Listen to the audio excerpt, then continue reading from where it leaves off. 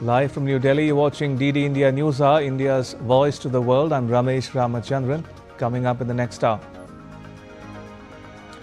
A fragile peace returns to Lebanon as Israel and Hezbollah agree to ceasefire after fresh clashes. Trump's special envoy Witkoff's Geneva visit puts US-Iran nuclear talks in focus.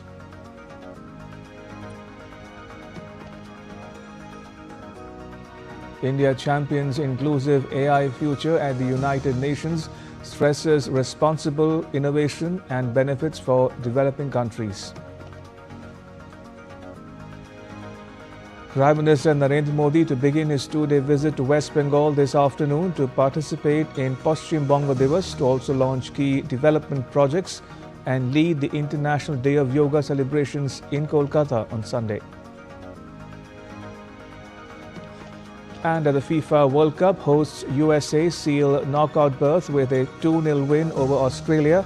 Morocco stuns Scotland with FIFA World Cup's fastest goal.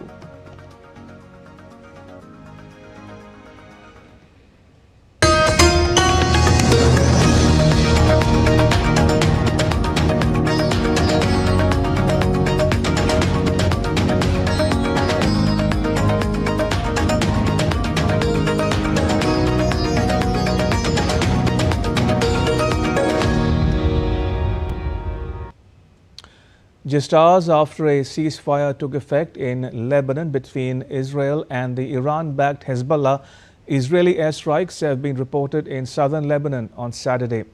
The escalation in fighting there jeopardized the chances of an interim agreement on ending the war in Iran, turning into a lasting West Asia peace deal. A halt to the fighting in Lebanon is a condition for starting 60 days of US-Iranian talks to resolve disputes over Iran's nuclear program and other thorny issues needed to forge a more durable deal, critical to reopening the Strait of Hormuz and stabilize global oil supplies. Earlier, Israel and Hezbollah had agreed to a ceasefire in Lebanon on Friday. As per the latest reports, US President Donald Trump's special envoy Steve Witkoff is traveling to Switzerland for the first round of talks with Iran on a potential nuclear deal. A senior US official said the negotiators for the US and Qataris had worked out the agreement with help from Iran. The development comes a day after US Vice President J.D. Vance cancelled plans to attend the talks, which were called off amid the renewed fighting in Lebanon. The conflict in Lebanon could weigh on negotiations because ending fighting there is a condition for the broader US-Iran accord. A memorandum of understanding signed this week by the Iranian and US presidents left discussion of Iran's nuclear program and other tough issues until later, giving the sides 60 days to reach a lasting agreement or extend the interim deal.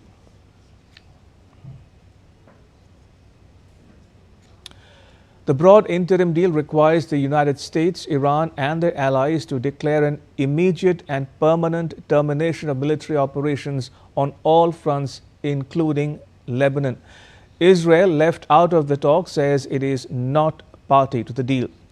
And now the Israeli military says its troops in Lebanon have the freedom to act against threats and will continue operating under instructions from Israel's political leadership. Beyond the yellow line or beyond the forward security zone, we operate to remove threats in accordance with the agreements. We respect the agreements and will continue to act to remove threats, any threat. Regarding Beirut and other locations in Lebanon, once again we are acting according to our directives. Unless instructed otherwise, we will continue to operate under the current guidelines. Now, during remarks at Joint Base Andrews in Maryland on Thursday, US President Trump said the signed agreement gives Iran 60 days to reach a deal with the United States, warning that Washington, D.C. will otherwise do things that won't make them happy. Trump noted that commercial shipping has quickly resumed in the Strait of Hormuz, describing oil tankers as pouring out.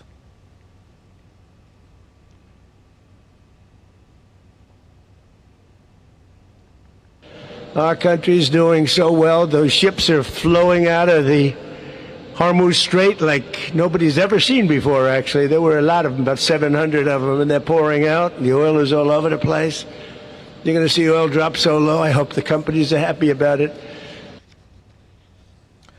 U.S. President praised Israel and Prime Minister Benjamin Netanyahu, calling Netanyahu a warrior who deserves credit.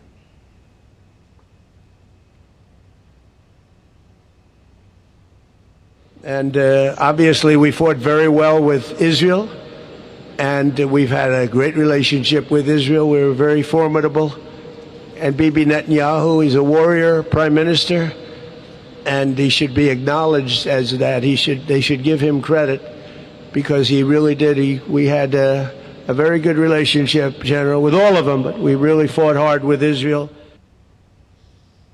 And amid the negotiations, U.S. Secretary of State Marco Rubio is planning a trip to West Asia next week and is expected to visit Kuwait, the UAE and Bahrain.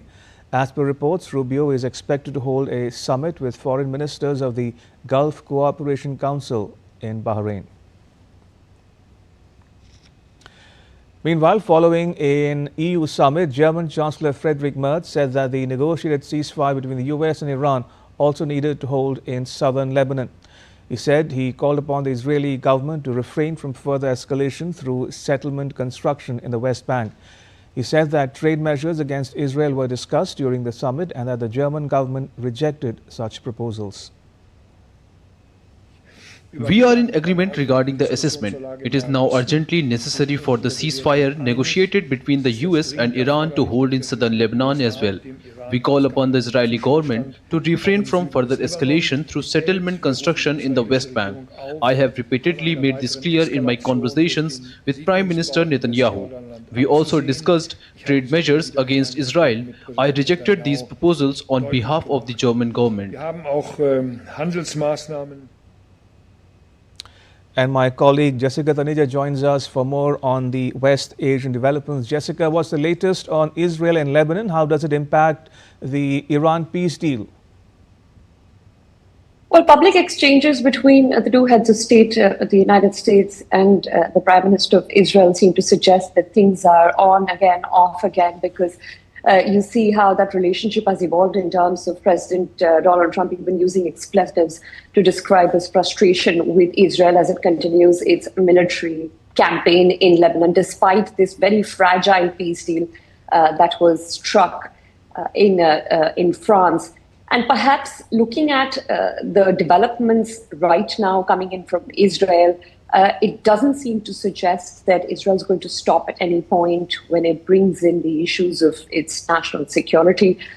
With the developments that have taken place in the recent past, from Israeli soldiers were struck down by a drone sent in by Hezbollah. In retaliation to that, the Israeli forces have been continuing their bombing activities in and around southern Israel. And also the issue at home for Benjamin Netanyahu is that elections are coming in fall, and there is intense pressure on this current Israeli government to not bow down to pressures and give in to this particular deal, which Israel was not even a part of, as we're given to understand, but at the same time, it hasn't fully agreed upon with many aspects of the deal, and the contentions from the Iranian side. And one of the important factors driving this negotiation was to limit Israel or prevent Israel from continuing to bombing Lebanon. And that hasn't happened. And that has created friction to a point where you had the US intelligence also warning that this could kind of derail the entire process of peace deal, which is going to take into further discussions after the next 60 days.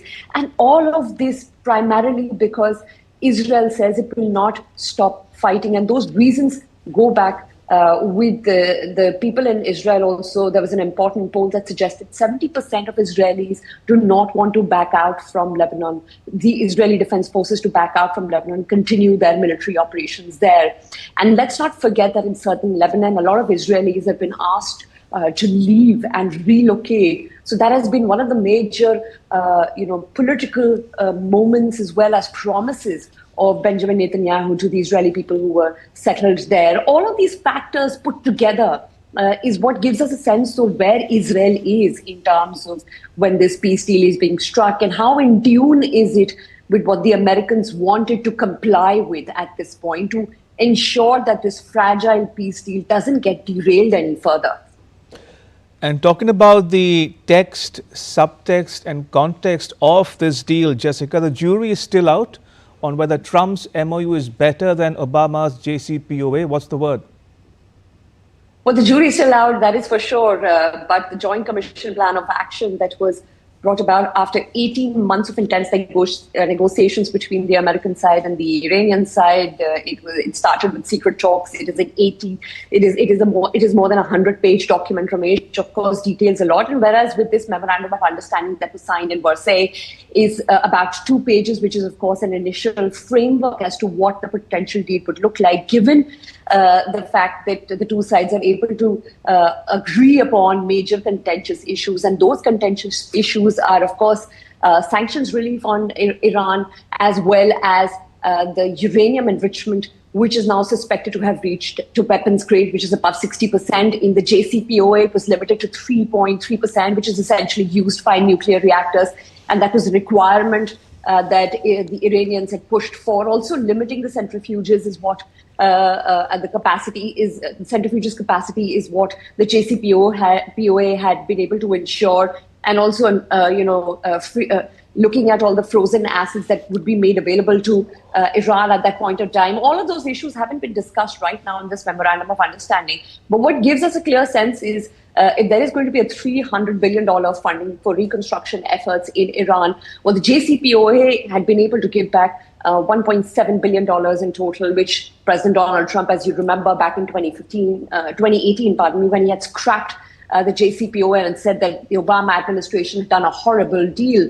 He initially meant that there was no restriction on Iran's ballistic missile program, as well as billions of dollars that were being sent to Iran. Now, those billions of dollars were essentially $400 million worth of deals that Iran, back in the day during the Shah regime, which was very pro-American, had struck a deal, defense deal, to be paid, which had been paid to the American administration for $400 million. That interest compounded to about $1.7 billion back then. So that was the money paid. But here we're looking at $300 billion, which is still not decided will be with regional partners, because the Americans have categorically stated that it is not going to be funded through taxpayer dollar. So there's a lot of difference in initial reading into both these deals. One will have a better sense as to how the talks progress. But for the talks at this point in time, you see, Vice President J.D. Vance was set to travel to Geneva to sign that memorandum of understanding. But because of Israel's continued bombing of Lebanon and southern Lebanon has certainly paused that moment of diplomacy and given rise to certain tensions, which again tends to now jeopardize and threaten global oil trade, because the priority of United States presidents was 3 M's, which was pretty much military, midterm elections, as well as munitions. And the way you see that this entire war is unfolding, it is certainly going to impact the oil flow. And the priority for this government and everywhere in the world is to get the Strait of Hormuz reopened so that that energy chokehold doesn't disrupt the global economy any further. Indeed, as I say, watch this space. Jessica, thank you. Jessica Taneja reporting from New Delhi there. In other news, India has welcomed the opportunity to engage with the co-chairs of the Independent International Scientific Panel on Artificial Intelligence, emphasizing the importance of collaborative efforts to advance global AI governance and scientific cooperation. While delivering India's statement at the UN Security Council in New York, India's permanent representative to the United Nations, Ambassador Harish Parvataneni, expressed appreciation for the work undertaken so far by the panel's co-chairs, Maria Ressa and Joshua Bengio, in operationalizing the initiative. He said that panel's work should maintain a balanced, comprehensive and development-oriented approach to artificial intelligence. The panel's work should maintain a balanced, comprehensive and development-oriented approach to AI. While risks, challenges and potential harms associated with AI deserve careful and rigorous examination, these should not become the sole focus of the panel's work. Resolution 79/325 recognizes both the opportunities and the risks presented by AI. For developing countries, AI holds significant potential to accelerate progress towards the SDGs, strengthen public service delivery, improve access to education and healthcare, enhance agricultural productivity, and support innovation-led growth. Further, Ambassador Harish said India looks forward to the panel making a meaningful contribution to international cooperation on AI. India looks forward to the panel making a meaningful contribution to international cooperation on AI and to advancing the vision articulated at the India AI Impact Summit 2026 held in New Delhi.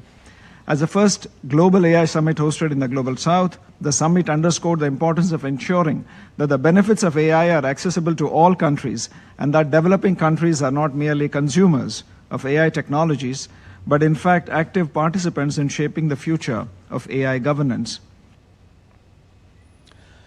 India secured a significant position in the global effort to combat money laundering and terror financing, with senior bureaucrat Vivek Agarwal being elected as the Vice President of the Financial Action Task Force, or the FATF.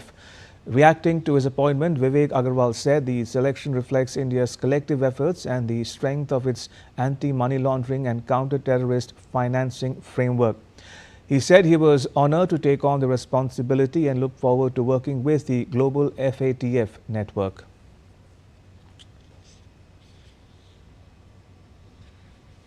Still to come on DD India News Hour. The DRC Ebola death toll rises to 245. One killed, 90 injured in UK train collision. And South Korean troops join multilateral military drills in the Philippines.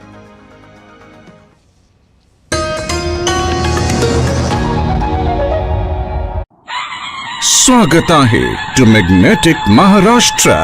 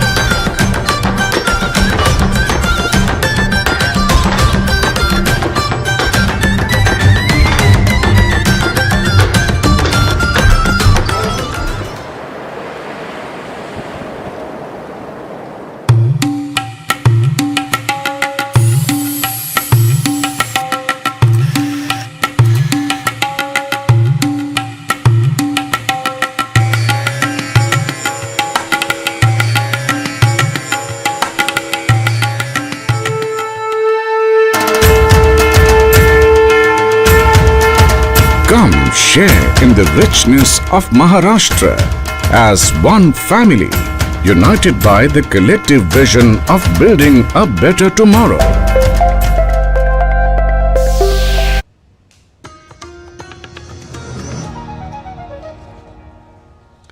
Welcome back. You're watching DD India News Hour. I'm Ramesh Ramachandran. The number of confirmed Ebola cases in the Democratic Republic of the Congo has increased to 933, including 245 deaths. This according to Health Minister Samuel Roger Kamba. Speaking to reporters in Ituri province, where the first cases of the current outbreak were detected, the minister said 80 patients who recovered from the virus had been discharged from Ebola treatment centers. Meanwhile, at least 30 people have died since the start of May in one camp for displaced civilians in northeastern Congo. According to camp officials, the death toll in Kigonze camp, located in Bunia, represents an unprecedented mortality rate for the settlement. The victims reportedly exhibited symptoms commonly associated with Ebola, including headaches, fever and vomiting. Health authorities have been unable to confirm the causes of death because residents and relatives of the deceased had until Thursday refused Ebola testing for both the living and the dead. Camp President Junjo Ndrutsi Etienne said that about 10 people were buried during the current week alone, underscoring the severity of the situation. Australia has detected the highly contagious H5 bird flu strain for the first time, confirming that the virus has now spread to every continent. The virus was found in a migratory brown skua in remote Western Australia, with a second suspected case in a giant petrel. Authorities stressed that there is currently no evidence of infections in poultry or mass wildlife deaths linked to the detection, but an emergency response meeting has been held. The H5 strain has previously caused severe outbreaks in birds and mammals worldwide, including a recent mass die-off of elephant seal pups in a sub-Antarctic colony linked to the virus. The Global Financial Action Task Force watchdog added Iraq and Bosnia on Friday to its grey list of countries that need increased monitoring in terms of their efforts to tackle money laundering and financial crime. In a statement, the FATF President Elisa de Anda Madrasu said the plenary added Bosnia and Herzegovina to the grey list as work is needed to strengthen its defenses against criminals and terrorists abusing its financial system and ensure effective supervision of the banking sector. She said Iraq has also been added to the grey list as work is needed to tackle risks related to cash, increase money laundering and terrorist financing investigations, and enhance the use of financial information. Bolivia's President Rodrigo Paz reached a deal with the Bolivian Workers' Confederation, offering a potential breakthrough after 50 days of protests that have crippled transport, fuel supplies and food distribution across the country. The agreement follows weeks of strikes and road blockades sparked by anger over austerity measures and soaring living costs. Despite the deal, the crisis is far from over. Protest groups loyal to former President Evo Morales remain outside the negotiations and continue demanding Paz's resignation. The unrest has triggered fuel shortages, disrupted food supplies and left hospitals struggling to obtain medicines. According to Bolivia's ombudsman, at least 14 people have died during the crisis, including patients unable to reach medical care.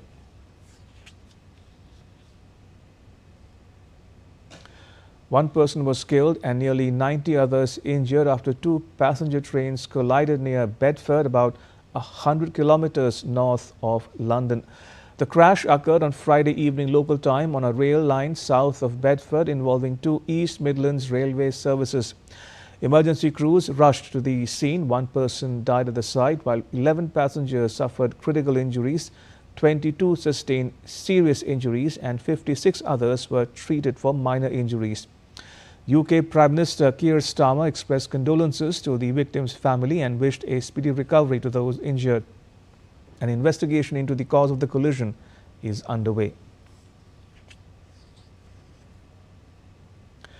Italy's Foreign Minister Antonio Tajani has cancelled a planned visit to the United States next week amid tensions after recent comments by US President Trump on Italy's Prime Minister Giorgia Meloni. The dispute was triggered after US President Trump told an Italian TV channel that the Italian Prime Minister had begged him for a photograph during the recent G7 summit. Prime Minister Meloni strongly rejected the claim, expressing astonishment at the remarks and insisting that the US President totally invented the story. She criticized Trump for acting with far greater deference to the enemies of the West than he does towards old, established allies. Right now, take a look at what else is making news around the world. South Korean troops joined multilateral military drills in the Philippines. The exercise included forces from the US and Japan. Troops carried out an amphibious raid drill in Cavite province. The drills are part of the annual Kamandag exercise.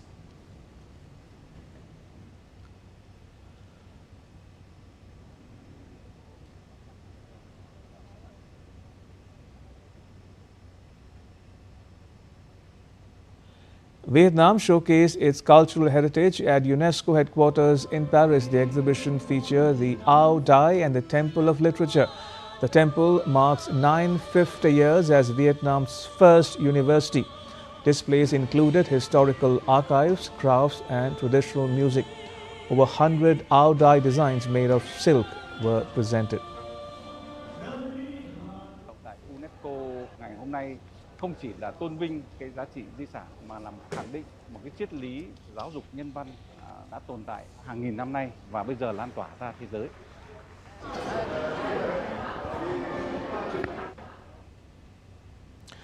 Turquoise waters are drawing tourists to Vietnam's coastal villages. The phenomenon is visible near O Loan commune in Dak Lak. The sea appears especially vibrant during this summer season. The waters stretch clearly along local fishing villages. Visitors are attracted by the calm and scenic surroundings. The area is becoming a popular summer travel destination.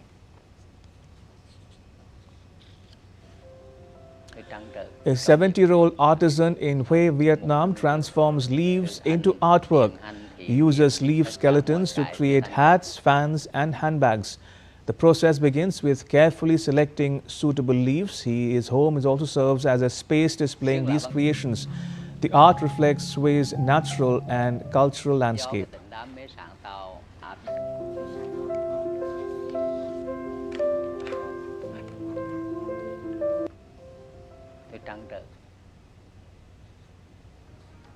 Still to come on DD India News Hour. PM Modi wishes President Murmu on her birthday.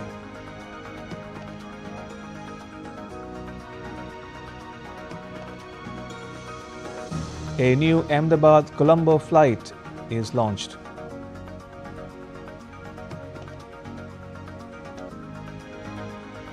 And PM Modi to kick off International Day of Yoga celebrations in Kolkata on Sunday.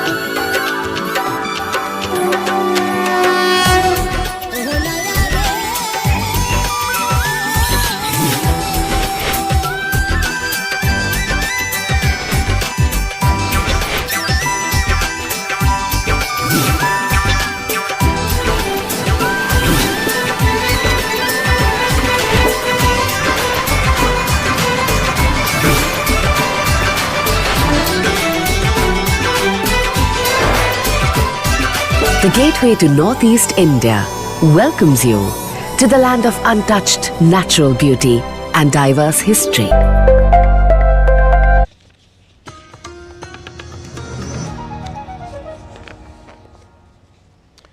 Welcome back. You're watching DD India News Hour. I'm Ramesh Ramachandran.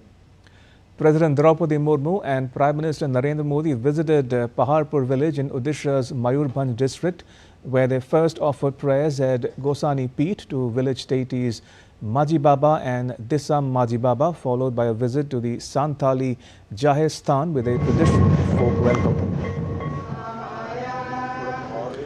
At the Ho Jaher sacred groves, both leaders performed rituals engaging closely with the tribal community and local traditions.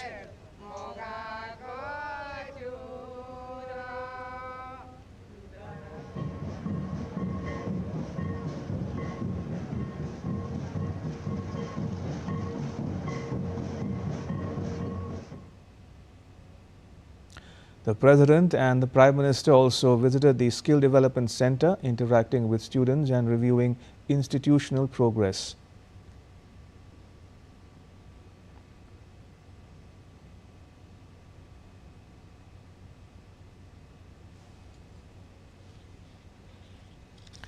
They later toured the Paharpur school with officials briefing them on ongoing developments and capacity building initiatives in the region.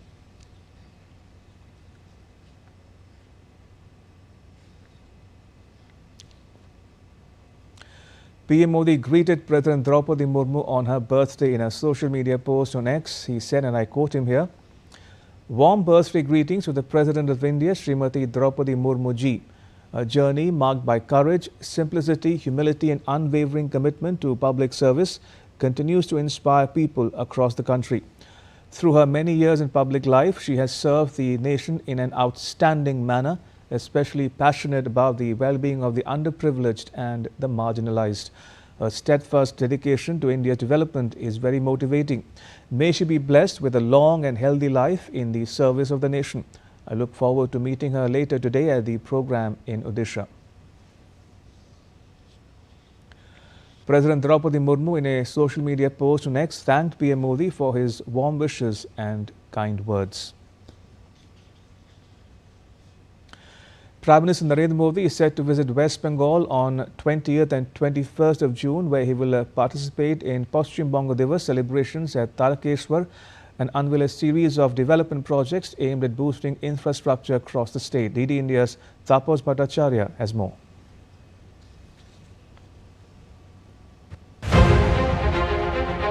West Bengal is set to witness a major development push as Prime Minister Narendra Modi visits the state on June 20. At Tarakeshwar in Hooghly district, the Prime Minister will participate in the Paschim Bongo Divas celebrations themed West Bengal, Heritage, Harmony and Development.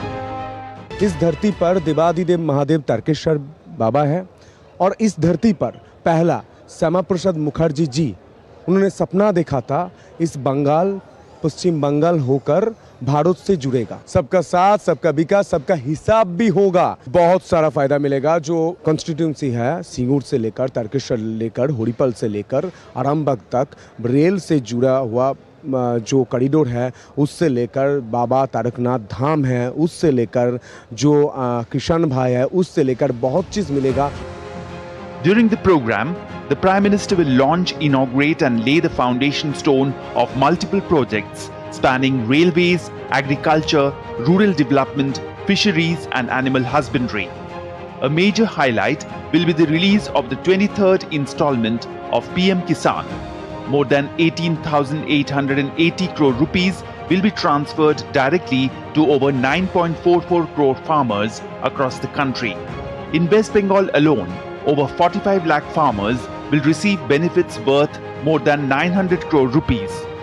The Prime Minister will also launch key agricultural initiatives, including the Pradhan Mantri Fasal Bima Yojana, Agri-Stack under the Digital Agriculture Mission, the National Mission on Natural Farming and the Pradhan Mantri Dhanadhanya Krishi Yojana. Double engine का सरकार के चलते ही फायदा मिलेगा। ये पहले क्या था, केंद्र का योजना आता था यहाँ, बंगाल के जो तृणमूल सरकार थी वो उसको बंद करवाने में लगी रहती थी। आयुष्मान योजना हो, किसान सम्मान निधि हो, ग्रामीण सड़क योजना हो, कोई भी योजना हो, वो योजना बंगाल के आम जनमानस को ना मिले, इसका पूरा पावर लगा देती थी पिछले बंगाल की सरकार, ममता बनर्जी की सरकार। Boosting fisheries and livestock sectors, PM will inaugurate the modernized Fraserganj Fishing Harbour, a new fish market at Santhia. Prime Minister will also inaugurate the Regional Semen Production Laboratory and Semen Bank for Goats at Horinkhata in Noida district. Established under the National Livestock Mission for the Development of Animal Husbandry and Rearing, it is the first such facility in eastern India and will contribute significantly to scientific livestock breeding, genetic improvement and enhanced productivity. In the railway sector, projects worth around 590 crore rupees will be dedicated or launched, including the Sankrail-Santragachi link line, a new 300-bed railway hospital at Howrah and a road overbridge in Purbo Medinipur. Prime Minister will inaugurate 49 road projects under Pradhan Mantri Gram Sadak Yojana Phase 3, covering over 315 kilometers across West Bengal. Projects will strengthen rural connectivity, improve access to essential services and markets, and boost economic opportunities, supporting the vision of a Viksit West Bengal and Viksit Bharat. With a strong focus on farmers, infrastructure and rural development, Prime Minister Narendra Modi's visit is expected to give a major boost to West Bengal's growth journey and contribute to the vision of a Viksit Bharat. With camera person Mohan Mukur Sharma and Uttam Singh, this is Taposh Bhattacharya signing off from Tarkeshwar in West Bengal for DD India. The National Internet Exchange of India on Friday launched 4 new digital platforms, including an AI-powered WHOIS screening system, as it marks its 23rd Foundation Day, aiming to strengthen India's internet infrastructure, improve transparency and enhance domain security. The new initiatives, the IX portal, My IRIN portal, auction portal and AI-powered WHOIS screening platform, were launched by Secretary Ministry of Electronics and Information Technology and NIXI's chairperson S. Krishnan. According to NIXI, the portals are designed to enhance user experience, improve operational efficiency, bring transparency and strengthen monitoring and verification processes across India's internet ecosystem. The organization said the AI-powered WHOIS screening platform will help improve domain name security by detecting suspicious websites and strengthening India's domain ecosystem. The inaugural direct Fitz Air flight between Ahmedabad and Colombo was ceremonially flagged off at Sardar Vallabhbhai Patel International Airport on Friday. The flight establishes a crucial new connection between Gujarat and Sri Lanka. The launch marks a major milestone for regional aviation, opening up economic, cultural and tourism opportunities between the two nations. Flights are scheduled to operate 3 times a week. India remains Sri Lanka's largest source of tourist arrivals, and this direct link aims to tap into Gujarat's growing outbound travel demand. The official launch was celebrated with distinguished dignitaries, including Sri Lankan cricket legend Sanath Jayasuriya, marking enhanced cultural and people-to-people exchanges. Now, members of the Hindu community and Sanatani organizations staged protests in Dhaka, Bangladesh over the alleged desecration of Lord Ram's image. Demonstrators form a human chain and take out rallies and torch processions at Shahbag, marching towards the National Press Club. The protest, led by the United Sanatani Society, sees participation from religious, social and cultural groups demanding justice and protection of minority rights. Now, leaders of the organization call for an impartial probe and strict legal action, warning that attacks on religious sentiments could disrupt communal harmony. Protesters submit an 8-point charter seeking arrests of those involved, action against online hate content and enhanced security for temples and minority communities. The demonstrations follow recent tensions in Gaibandha, with warnings that agitation may spread nationwide if action is not taken, while Dhaka University students also hold a torch rally demanding accountability. Participants perform yoga and breathing exercises while standing in the river Ganga at Prayagraj, combining wellness with spirituality. Take a look.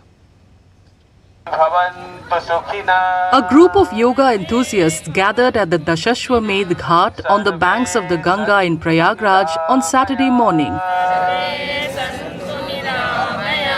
They performed pranayam and asanas while standing in the flowing waters of the river. Their aim was to highlight the importance of practicing the ancient discipline ahead of International Yoga Day on Sunday. 12वां अंतर्राष्ट्रीय योग दिवस के शुभ अवसर पर आज हम सबने All of us have performed yoga in the waters of Ganga at a ghat in Prayagraj, sending a message to everyone that yoga is highly essential for humankind. This is because only a healthy individual can build a healthy society. क्योंकि एक स्वस्थ मानव ही एक स्वस्थ समाज का निर्माण कर सकता है. The 12th International Yoga Day will be celebrated across India and the world on Sunday highlighting the importance of yoga for physical, mental and overall well-being.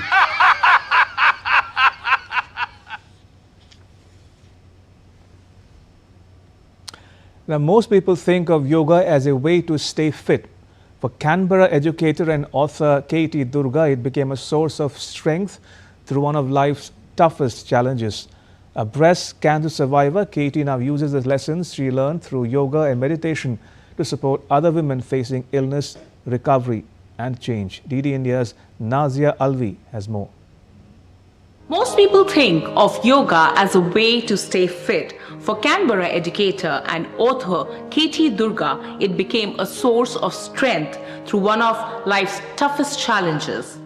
A breast cancer survivor, Katie now uses the lessons she learned through yoga and meditation to support other women facing illness, recovery and change. In a Canberra studio, Katie Durga guides students through yoga and mindfulness, but her journey stretches far beyond the classrooms. For more than 2 decades, she has studied yoga philosophy, meditation, and the spiritual traditions of India.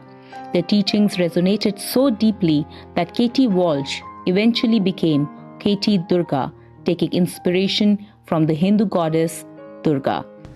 My first trip to India was over 30 years ago, and I found myself in my soul home, Kashi, Varanasi, and I was practicing spiritual yoga by the banks of the Ganga with the community, the local community, and I didn't really understand at the time what was happening. I just knew that I absolutely fell in love with the practice.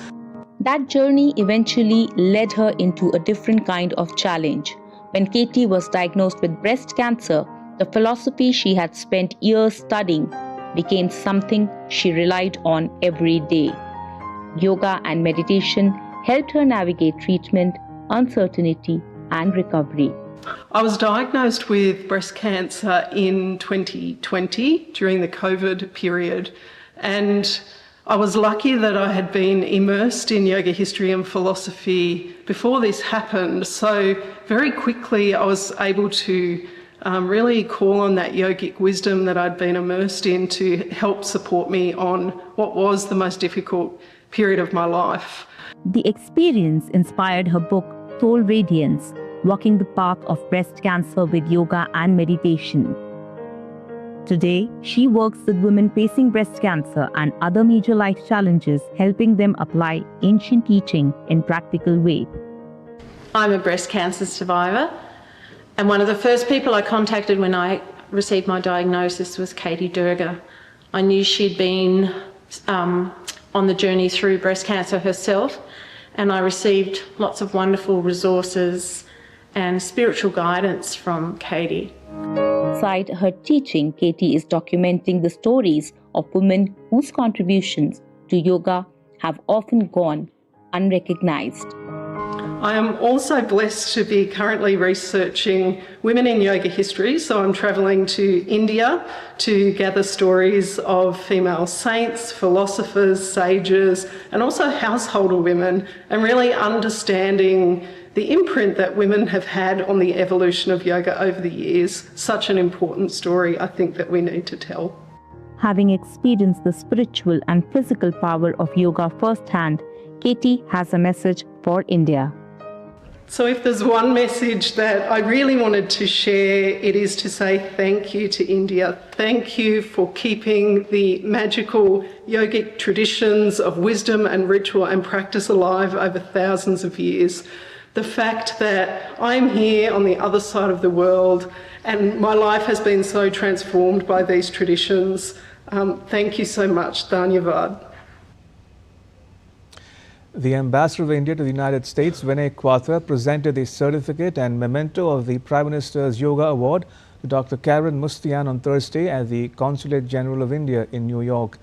A pioneer in exercise oncology and cancer survivorship at the Wilmot Cancer Institute, University of Rochester Medical Center, Dr. Mustian has advanced evidence-based yoga interventions to support cancer survivors in managing the physical and emotional effects of treatment. In a post on X, Dr. Mustian spoke about the healing power of yoga and its role in promoting healthier, more balanced lives. Good afternoon. I am extremely honored today to receive the Prime Minister's Award for Yoga for my research. I'm incredibly honored.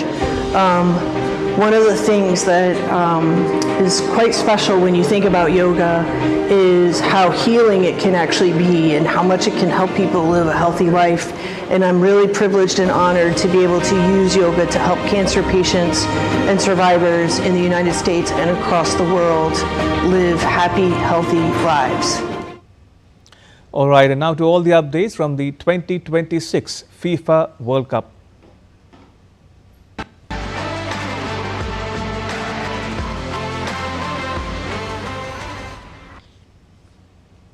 In the Group D clash of the FIFA World Cup 2026, the United States defeated Australia 2-0 to register their second consecutive win and confirm their place in the round of 32.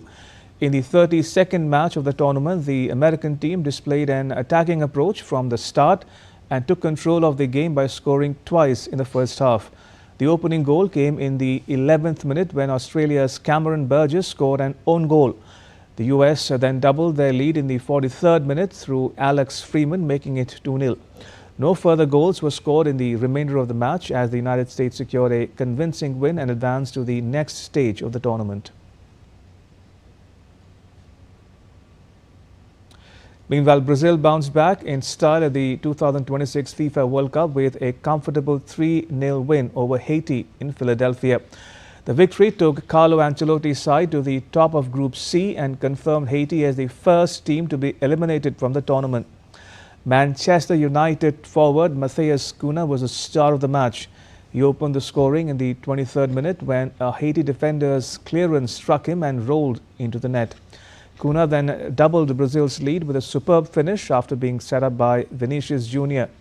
Brazil continued to dominate and Vinicius added a third goal just before halftime, calmly finishing after a brilliant pass from Lucas Paqueta. The only concern for Brazil was an injury to Rafinha, who had to be substituted in the first half.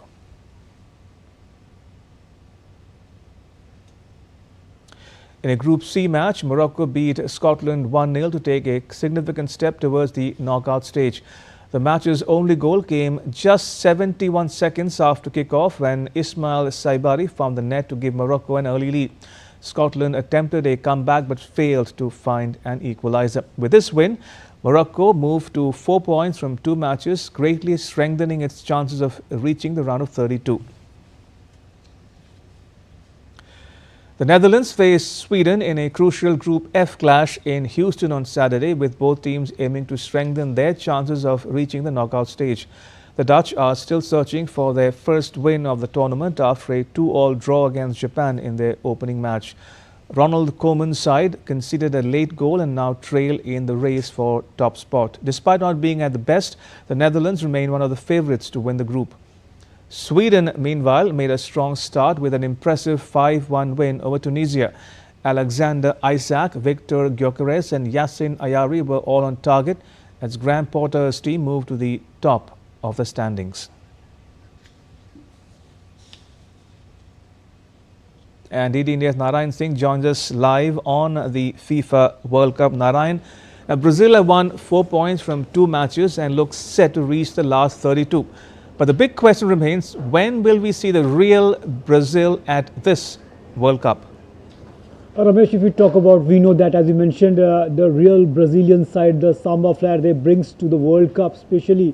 We know that they are the 5-time champions and the most successful team of this coveted event. But in the first match we saw against Morocco, they were held to a draw by the Morocco, despite of the fact that they have some great names in the squad. But Morocco also played a fantastic football in their opening match against Brazil and held them to a 1-1 draw. But if you take a look in the first match where they were held to a draw, we saw the combination was not up to the mark. They came with a formation of 4-2-3-1. There were only two midfielders in the setup, but here we saw that the coach Carlo Ancelotti changed that formation and brought three midfielders, and that paid the dividends, and that's why they won the match against this Haiti team, despite of the fact that there is a big gulf between the rankings of the two teams. Brazil is the world number 5 right now, while Haiti is below 80.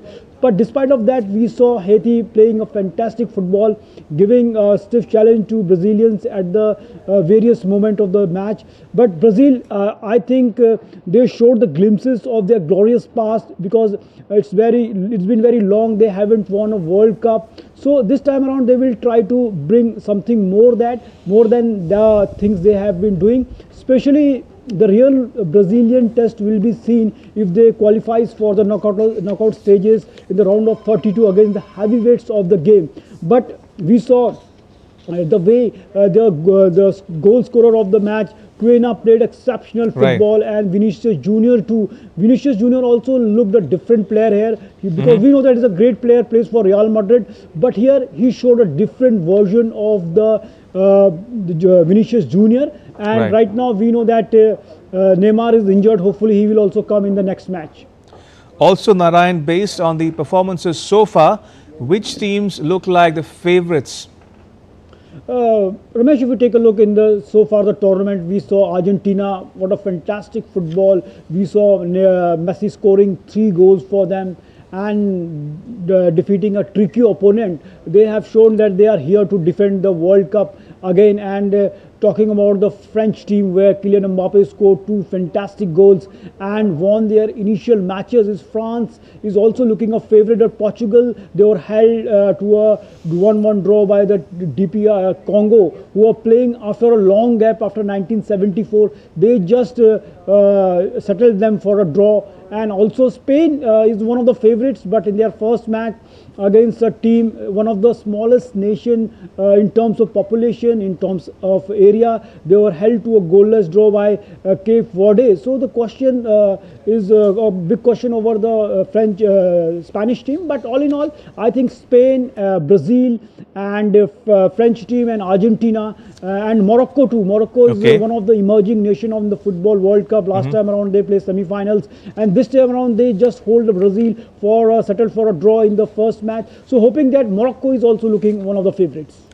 All right, we'll leave it there for now. Narayan, thank you. Narayan Singh with the latest on the FIFA World Cup. And with that, it's a wrap. You can get the latest news on our mobile app on both Android and iOS platforms. Scan the QR code when you can to download it. And we'll be back with more news as it breaks. I'm Ramesh Ramachandran from all of us here in New Delhi. Thanks for watching DD India News Up.